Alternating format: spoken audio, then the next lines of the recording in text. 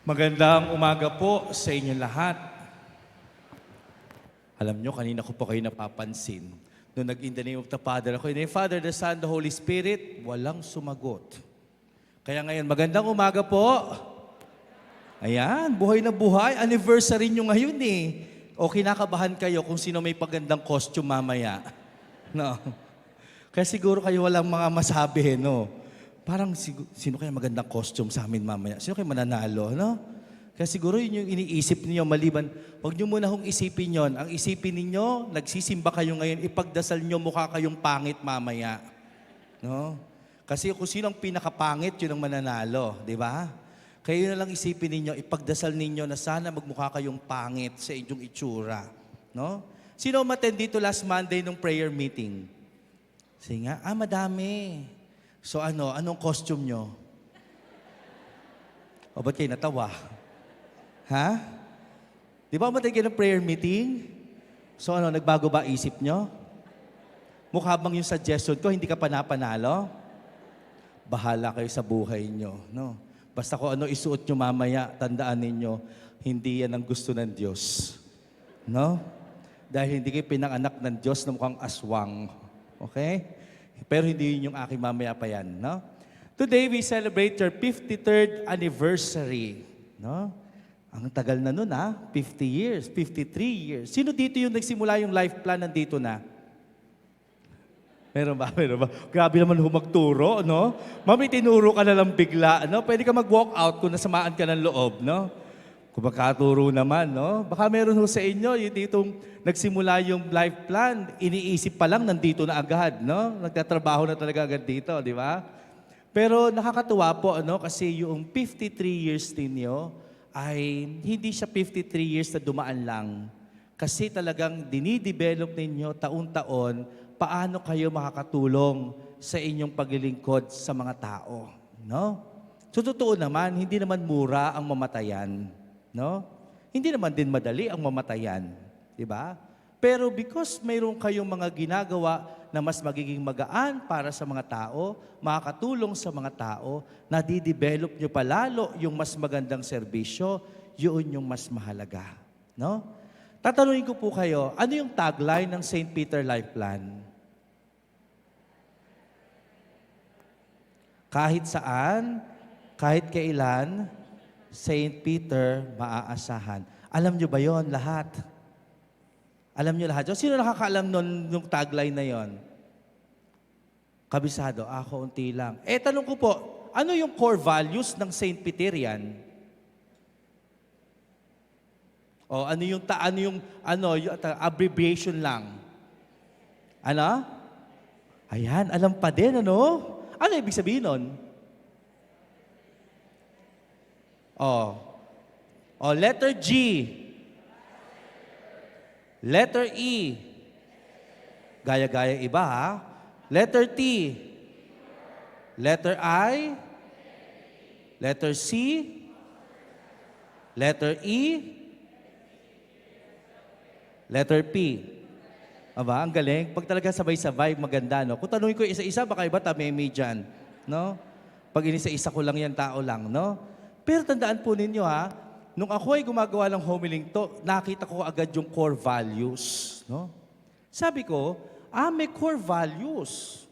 Ibig sabihin, meron din kayong mission vision, no? Nakalagay yan. Pag binuksan mo yung website ng St. Peter Life Plan, nakalagay din doon yung mission vision. Pag inisip ninyo, yung ginagawa ng St. Peter Life Plan, may direction. Hindi siya basta-basta lang. Hindi yung tipong magawa ka ng St. Peter Life Plan at sasabihin mo, kung ano na lang maisip natin. Kasi mayroong core values para sa mga nagsaserve, na katulad ninyo, na mga nagtatrabaho. Mayroong mission vision kung ano ba yung gusto ninyong ma-achieve bilang isang kumpanya. At sasabihin ko po sa inyo, hindi po yung core values na iyan, yung mission vision na yan, hindi lang yung management. Hindi lang yung mga nakatataas ang dapat sumusunod dyan. Lahat kayo na nagtatrabaho dito sa St. Peter Life Plan, dapat yung core values ay isinasabuhay ninyo. No? Mahalaga yon. Kasi kapag nakikita sa inyo, bawat isa sa inyo, nakikita yung get decept na yan, no? Sasabihin ninyo, masayang magtrabaho kapag pare-pareho ng gustong ma-achieve sa buhay. Masarap magtrabaho kapag may direksyon sa buhay. Masarap magtrabaho kapag alam mo na yung iniisip ng aking kapwa, yun din ang aking iniisip. Kapag tama yung iniisip ng isa, tama din yung iniisip ko. Kasi dapat iisa lang ang direksyon ng bawat isa. Kaya kapag sa inyong community, dito sa St. Peter, kapag mayroong isang taliwas ang direksyon, ipapamukha mo ulit yung core values. No? Sasabihin mo, ano ba yung core values natin? No? Ano ba yung dapat direksyon ng buhay natin? Bakit tayo nagtatrabaho dito sa St. Peter community? Lagi niyong iisipin na dapat iisa lang ang inyong direksyon. At nakalagay doon, core values. Ibig sabihin, yun ay nasa loob, no? Nasa puso. Hindi ba pwedeng nasa isip lang? Kasi kapag sinabi mo, professionalism, isip lang, professionalism, ikaw lang mismo magtatrabaho mag-isa. At gusto mo, maggalingan ng buti para maiwan yung iba, ako ma-promote. Kapag ganyan, nagiging makasarili ka, yung core values ng pagiging professionalism, hindi talaga umaabot sa puso. Pero kapag bawat isa sa inyo, isasabuhay yung core values na yan, at sa puso ilalagay, makita nyo, wala ditong tampuhan, away, inggitan, sama ng loob, kasi iisa lang ang gustong mangyari na paglilingkod. Kaya nga ano sinasabi doon sa first reading? Sabi sa first reading, sabi ni St. Paul to the Romans, sabi niya, alam naman namin kung ano yung tama. Kaya lang, ang ginagawa namin yung mali. No? At minsan ganyan tayo. Di ba? Alam niyo namang masama yung makipag-away. Alam mo namang masama yung manira ng kapwa.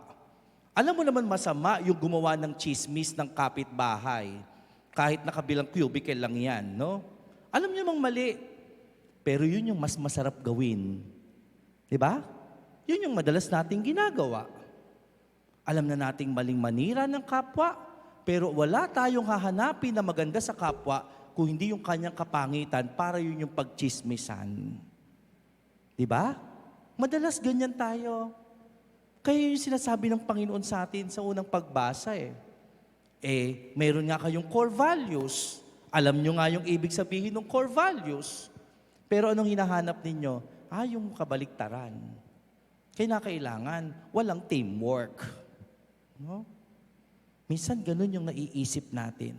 Mali na, gagawin pa natin. Mali na, iniisip pa natin kung paano natin magagawa. Kaya nga sa gospel, maganda ding ipinapaalala sa atin ng Panginoon. Sasabihin, may ula ay mainit ang simoy ng hangin. Nako, ano yan? Medyo hindi maganda ang panahon. Nako, dumidilim-dilim. Nako, uulan yan. Diba? Alam mo kung ano yung mga signs. Pero bakit sabi sa gospel, bakit ganon? Bakit yung signs sa paligid, pag may nakita ka dumidilim-dilim, uulan? Naiintindihan mo. Pero bakit yung sarili mong buhay, alam mo ng mali, no? Pero bakit ginagawa mo pa din?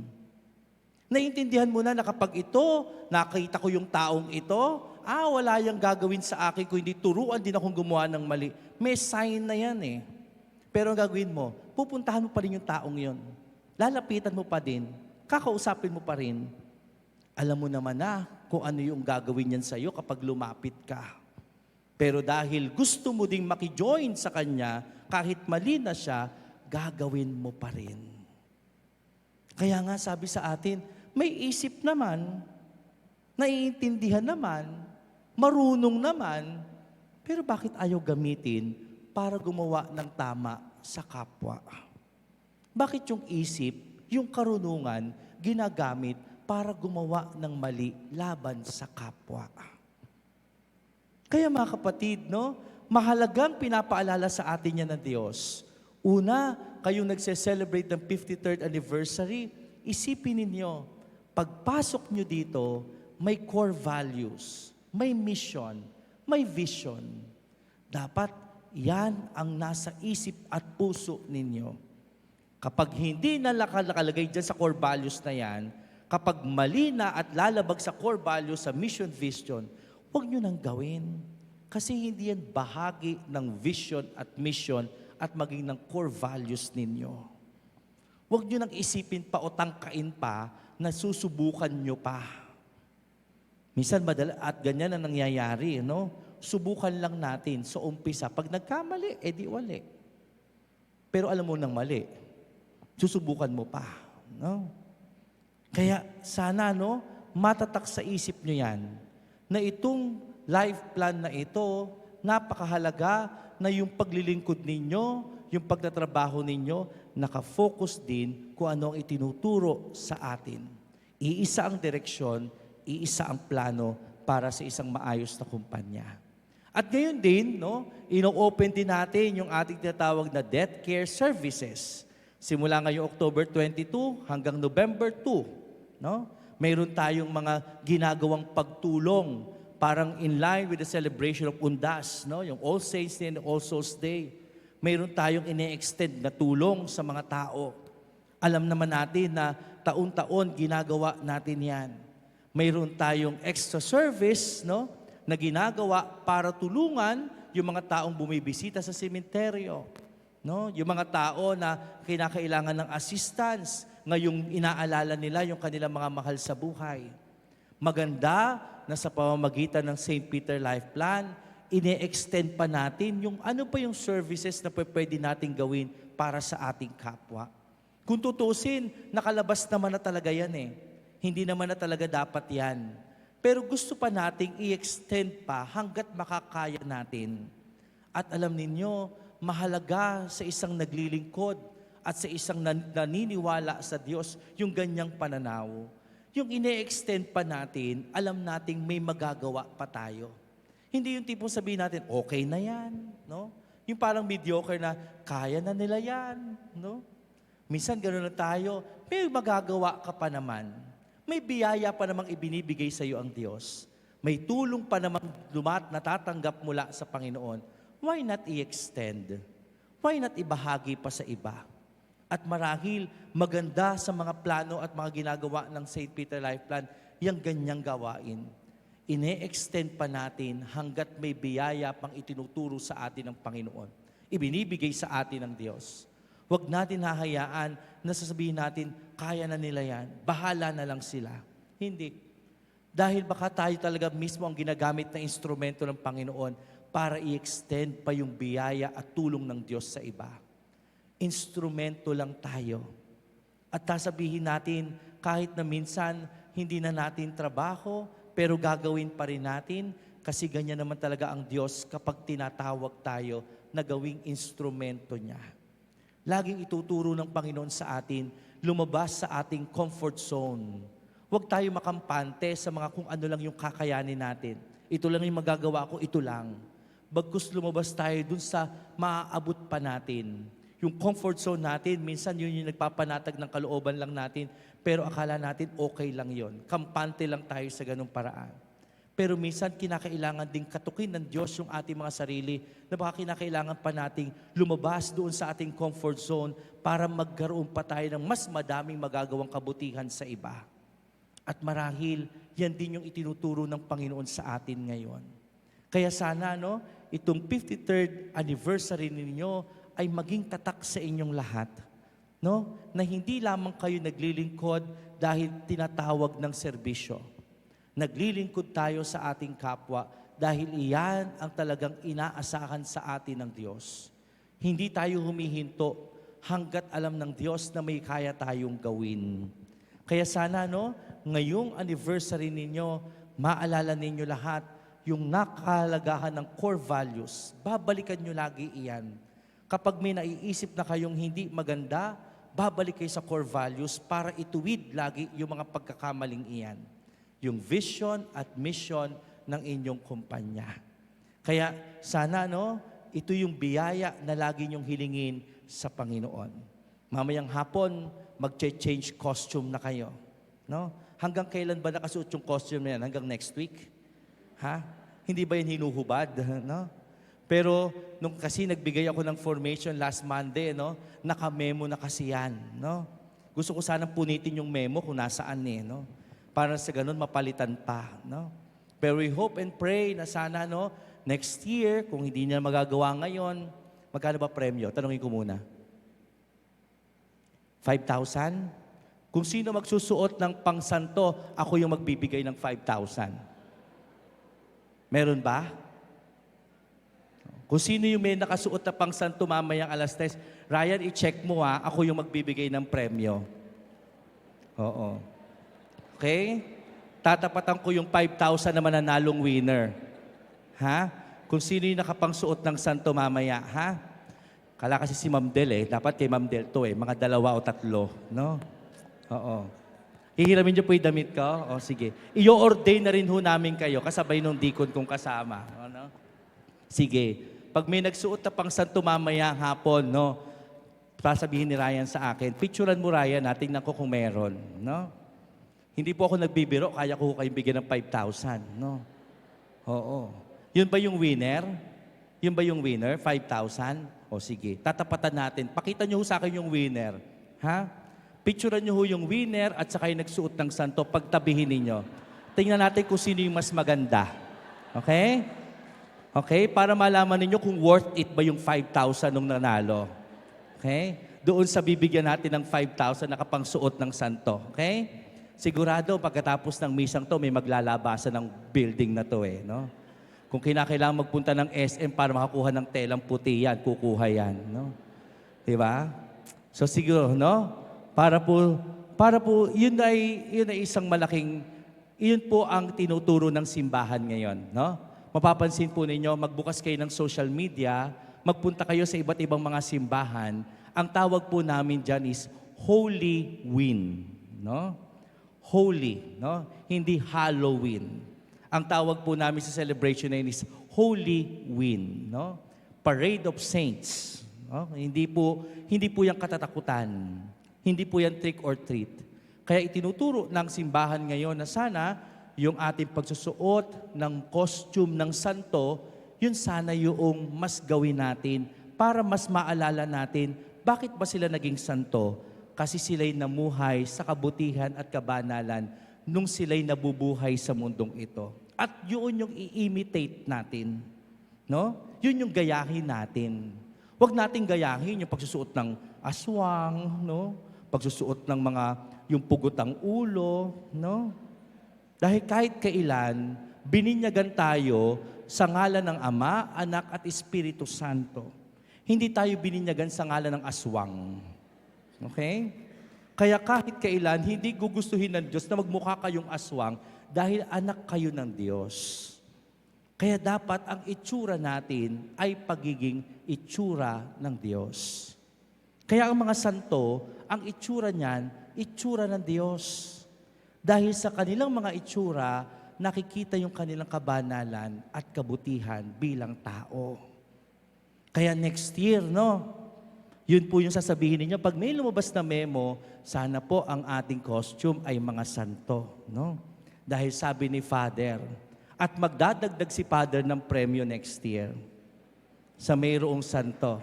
Aba, pumalakpak talaga. Pag talaga premyo, no? Sige, magmi-meeting kami ng personal board.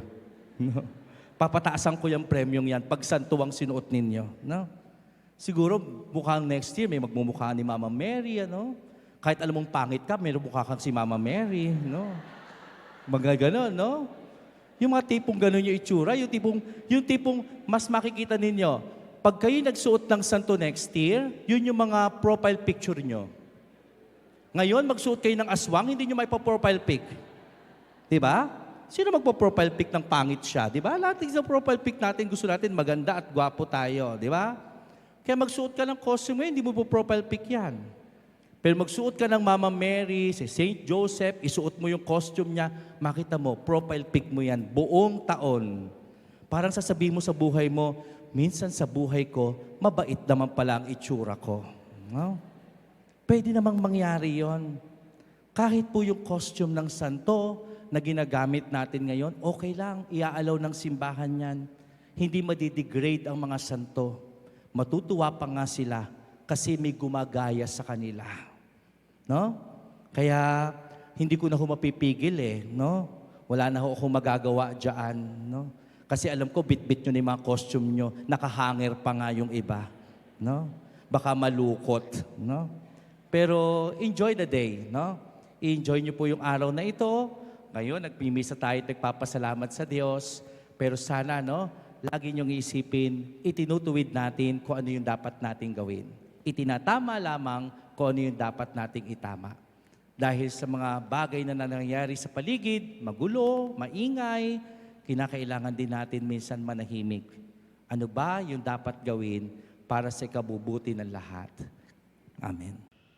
God is good all the time.